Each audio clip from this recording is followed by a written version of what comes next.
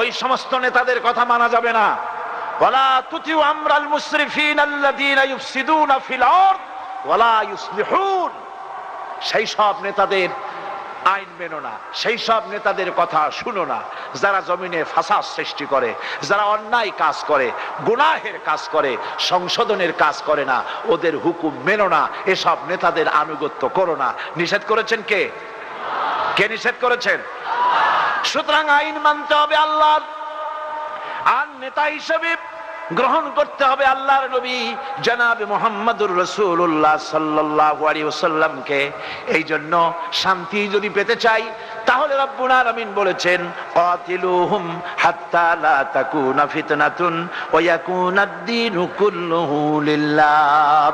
সংগ্রাম করো, লড়াই করো ততক্ষণ পর্যন্ত যতক্ষণ না ফিতনা দূর হয়ে যায়, মানব রচিত মতবাদ শেষ হয়ে যায়, আর আল্লাহর আইন কায়েম না হয়, ততক্ষণ পর্যন্ত লড়াই করতে থাকো।